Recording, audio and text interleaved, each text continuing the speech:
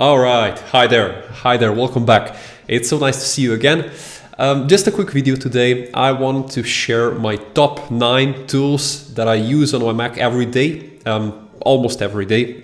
They're productivity tools which make my life so much easier. So I just thought it might be useful to share them with you as well, and help you make your life easier as well. So if you're not on a Mac yet, switch to a Mac. It's it's a joke. If you like Windows, I don't have anything against it, but I like using Mac. So yeah, here we go. All right. The first tool that I want to focus on today is called Shter. Shter is actually a pretty nice tool for taking screenshots, and it can be really nicely configured to do all sorts of stuff. You use Shter by holding Shift, Command, and S. This is the keyboard shortcut I set for myself, and I can just drag and drop just as you would with normal Mac screenshot, with any normal Mac screenshot tool, and you get this little window where you can do a couple of stuff. First, you can click on Edit, and you can also do that using the Enter key, which is really convenient. If you are just in a hurry, just taking screenshots, maybe creating documentation, whatever, you just press Enter, or even better, Command and C, and it automatically pushes this screenshot to your keyboard. And then you can save it, and you can set a predefined destination, so it doesn't always bug you where to save the file. But you can also just set a folder, and all your screenshots will go to that specific folder. Now, the next nifty feature that it has is its OCR. So what it can do is, let me just show you. I'm really excited about this one. So I can take a screenshot of this text, let's say JavaScript example, and I can click on OCR or QR. And now I can just paste the text. Voila, that was easy. That was really easy, and it really comes in handy where when people send me screenshots with long links with all these weird symbols and links, and I just use Shter, create a screenshot, do the OCR, and I can just paste the text in. It's as simple as that. It's really easy, it's really convenient, and it works. For English, for other languages, might be as well, but English works for sure. So let me just show you a couple of other features which I really enjoy. So let me take a screenshot of this one. Let's say code window, and I can press Enter, which opens this really nice editor, and I can zoom in, of course. I can add arrows. I love arrows because they are a really nice way to show people where to look. And this is one thing that they added with a new feature. Shter used to be free, but now it's paid. It's not that much money, but it's definitely worth it. And look what it does. So screenshot is pretty small as it is, and if I expand this arrow, it creates this extra space for me where I can place anything I want. So if let's say my annotation, my text overflows, and I just want to make if I just want a tiny way more space for that, I can just drag and extend the arrow, and it'll just work. So that's great. So one thing is arrows. Then of course you can add rectangles. That's really helpful. I cannot stress enough how many times I use that every day. Now, another tool that I use is called Counter. So if I want to do steps, so let's say click here first, then click here second, and I can do a little arrow from here and there. Just click, just look here, then look there. So it really guides the human who's looking at my tutorials, and it's been really helpful tool. So I can click on anything that I add, and I can just use backspace to remove all these annotations. The last thing I want to show you with Shter is blur or erase. So let's say I have text which I don't want to show to people. Let's say I have some confidential information. I can just create this rectangle, and it creates this blur window. But this looks kind of okay, but we can do it better. Instead of blurring it, I can just erase text. Voila, it's gone. Now this works like 90% of times. Sometimes the text is a bit more complicated and it doesn't recognize it correctly, but most of the times it really works. It's really great, and it saved my my screenshots a lot of times. So Shter, I really recommend it. It's one of the best screenshots tools out of there. If you want a perfect screenshot tool, just pay this a couple of bucks to get it. It's really worth it. The next tool on my list is called AltTab. Now, Mac on its own has this, I don't even know if I can recall it. Let me just try Command and Tab, I guess. Yeah, it has this thing.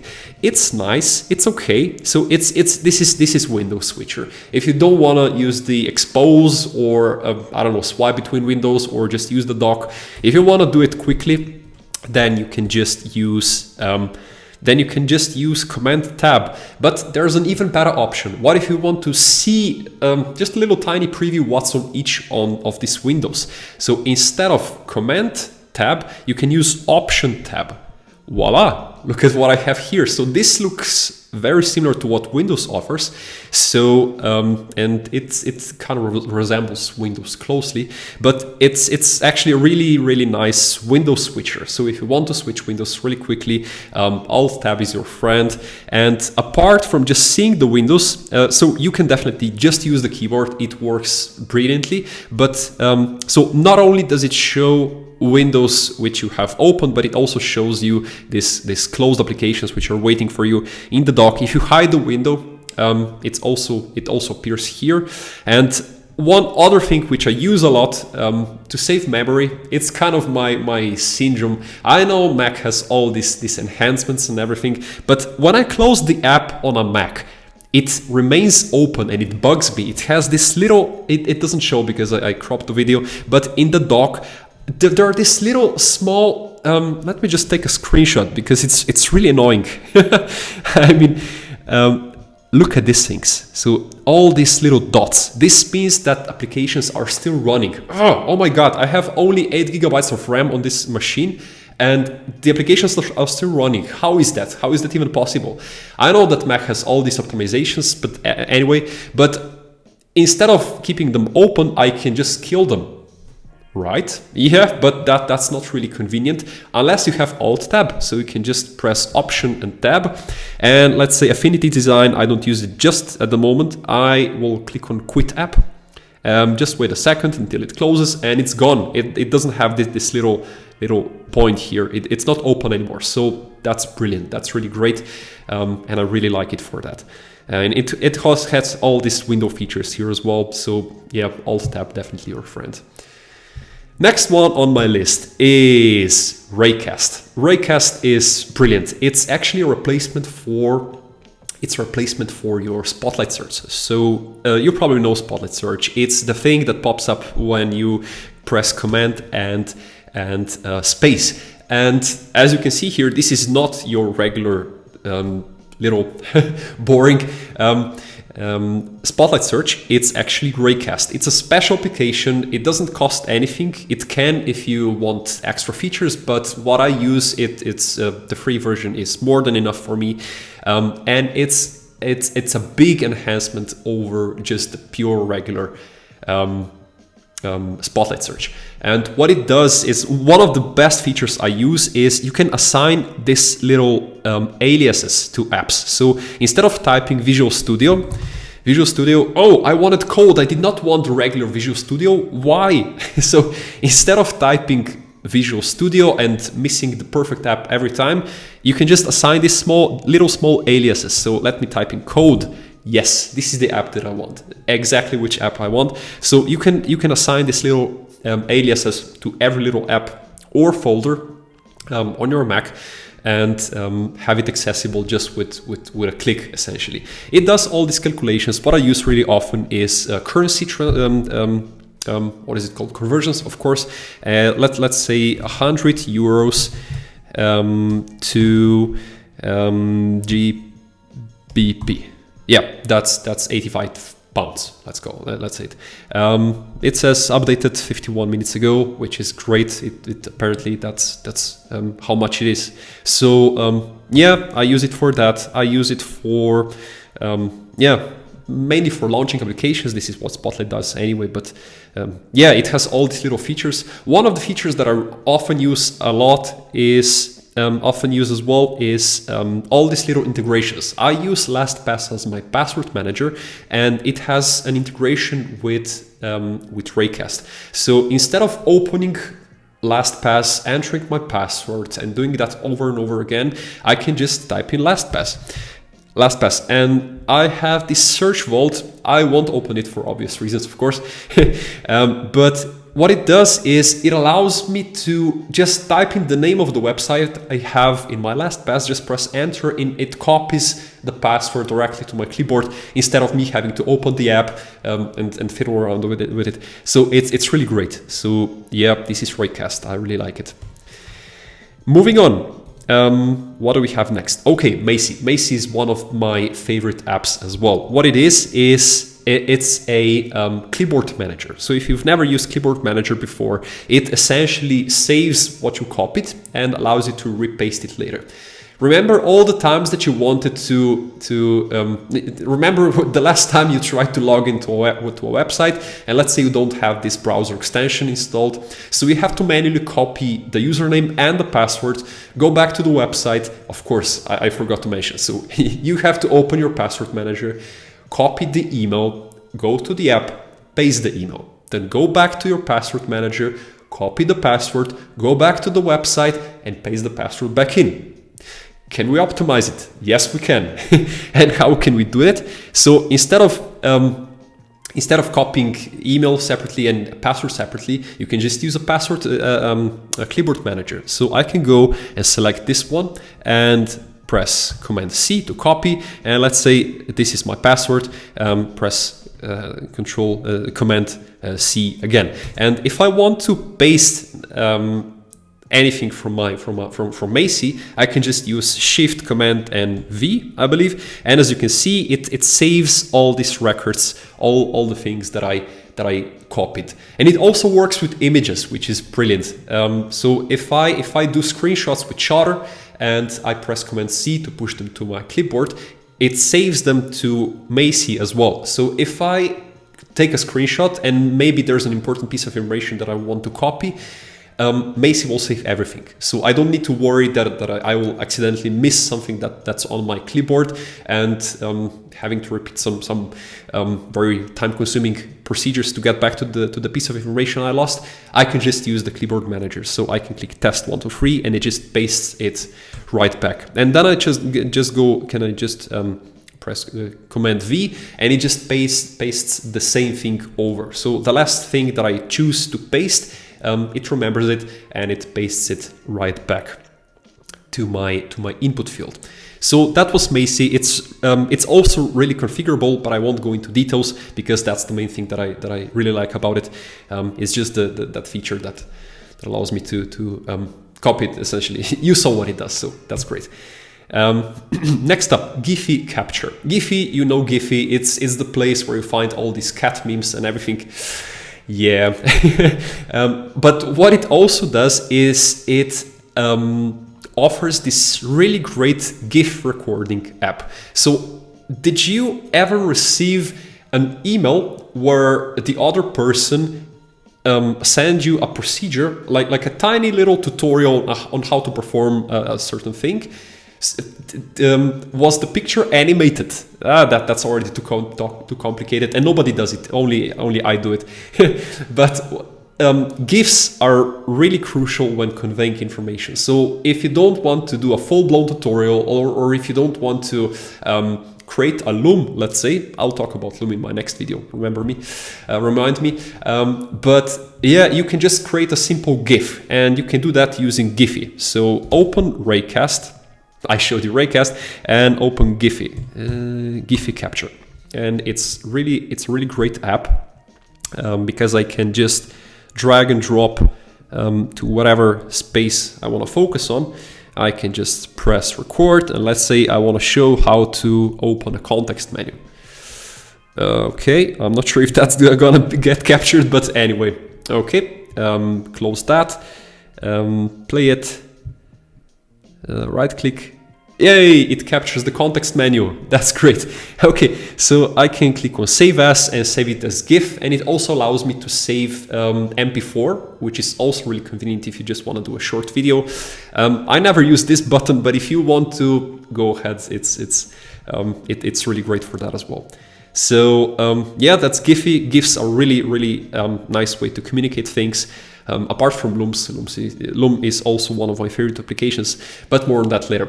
Okay, moving on. What do we have next? All right, of course, the floating head. The floating head is the little thing. No, actually, you don't see it. But let me open floating head.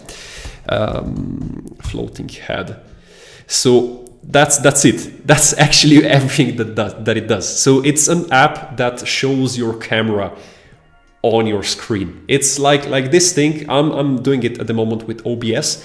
But you can do it with floating head. So if you want to have more control over where your face displays during a video capture, then floating head is a way to go. So you have these little settings where you can choose the type of the frame. Let's say I want a square, and I can make it smaller. I can make it very large. Hi there.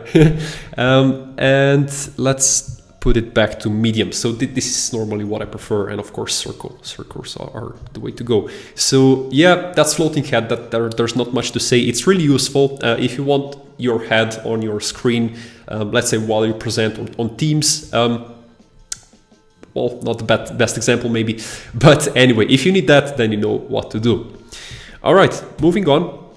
We have the rectangle. Now, I used to be a Windows user, and one thing that Mac doesn't have and I really need is the window snapping. You know that thing when on a Mac, when you try to drag the applications to the side, and on Windows it just magically snaps to the side of the screen and it makes it half the window size, and it's really convenient because you can really quickly rearrange the windows. Well, Mac doesn't have that natively, but you can get it by installing this rectangle thing.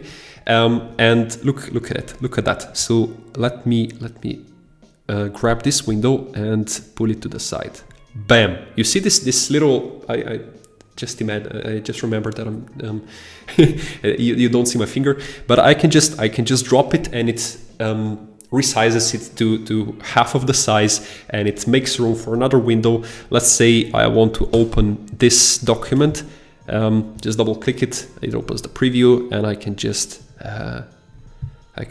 do it like that. And it also has keyboard shortcuts. So let's say I want to make this full screen. I can just do Control, Option, and Enter, I believe, and it makes it full screen.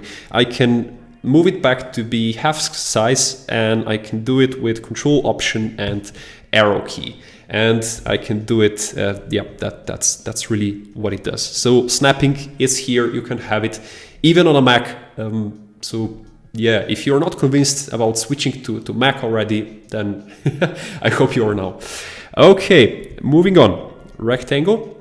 Now, these were all the apps that you have to install one way or another, either through App Store or through the websites of the applications. Now I want to show you one of the best Mac apps there are available, and it's one of my favorite Mac apps is the Preview app, and you've already seen what this does. So let's say I have a document. Instead of on Windows, what you need to do is double click, sometimes even takes some time for this app to open. On a Mac, instead of that, you can just press space, the space bar, and it opens this little small window, which is, oh my God, so useful. When I try to attach documents to emails, when I'm about to send an email and I want to attach a document, I'm always nervous if I'm sending the right file. So to check that on a Mac, instead of going out of Outlook, searching for that file in your Explorer, you can just press the space bar. So when you're searching for a file, just press the space bar and this little preview opens and it does the whole thing for you. So it allows you to see the document. But of course, that's not the only thing that it does. So this is kind of the lightweight version of the Preview app. If I double click on this document, I have a CD PDF here, which I created a few minutes ago. But if I double click it, I see this is the PDF that I have. It scrolls really nicely. That's not the case with all the apps on a Mac, but it's the zoom and scrolling. It's really smooth in this one, which I really enjoy. So that's really great. And let me show you what it does with PDFs. So I can click on thumbnails here, I believe. Yeah, exactly. Do you want to rearrange the pages? Maybe you scan the document and you're not entirely satisfied with the order of pages. Well, just click on a page, drag it and drop it. Voila, and there you go. So no external apps needed. Everything you need is right within your preview app and it's already there for you. It's just waiting for you to use it. And yeah, all right, I clicked on a link, it's fine. I can just save it, and it said editing before, but now it's saved, so that's fine. Another thing that I can do, and I really like, is just do some scribbling here. No, that's highlighting, that's the other icon. Yeah, this one is the one that I use usually. Scribbling, of course, it works. But one of the best features of this preview app, which I was talking to at least 10 people recently, and nobody knew about this feature. So let me show it to you. Do you want to sign this document? Do you want to add your personal signature to this document, like this one?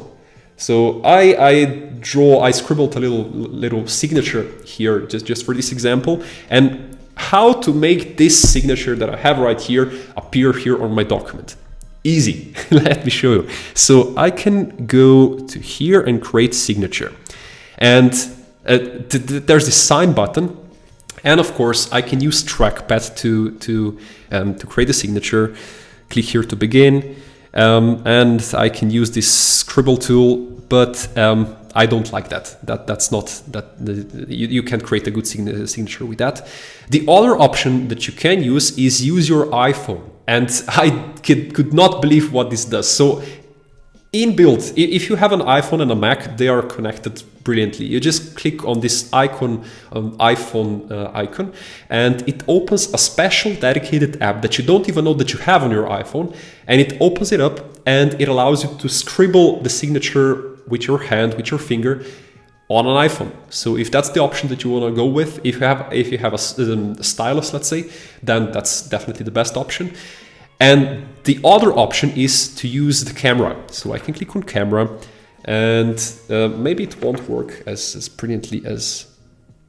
So you see what I'm doing? I just showed the signature to the camera, and now I can move it away and click done. And here it goes. It captured the. Now I can see my. All right. I made everything worse. Okay, let me go back. I'll need to fix that after I finished with this video. Anyway, so you saw what this did. So it just allowed me to place the signature. It captured the signature using the camera, and it placed it on the document. And now whenever I need to sign the document again, I can just press on the signature and place it right on this document. It's brilliant. It works really great. It's reliable, and it's there, and it's free. And it works on every PDF and even on images. So whenever you need to do a signature, that's the way to go. That's the way to go. All right, moving on. I was just too excited about this preview one. It's really great. Now, the last one I want to show you today is the inbuilt Mac zoom feature. So let's say you want to show something to someone, and you have you are live and you just want to do a quick zooming. So you can go to your settings, system settings, and go to accessibility, and you can do zoom. And here you can click on use keyboard shortcuts to zoom. Okay, I can enable that, and then I can go to advanced, and I can do toggle zoom and this one. And when I click OK, I can use Control and Option to do some zooming. I just press Control and Option, and I can zoom any part of my screen really quickly, and I don't need to press anything else. It's just really convenient. So let's say you don't see this one. I just zoomed in, and it just works like that. It's really simple. It's inbuilt. It's really easy to configure, and yeah, I don't see a reason why you wouldn't use it. And let's fix that. So sorry for that. That's not the way how I thought I would end this video. But anyway, those were my top 9 Mac productivity apps that I use almost every day. I really like them. Do check them out. I'm not sure if I can paste links to them, but I've included them in this video. My channel is apparently too young to allow links, and yeah, you know, YouTube business. Anyway, thank you so much for your attention. I hope this video was useful. Click the like and subscribe if you want to, and if you want to see more videos. But anyway, I can see this video is quite long already, so you really are a hero if you stayed this long. Thank you so much. Have a great day. Cheers. See you in the next video. Bye.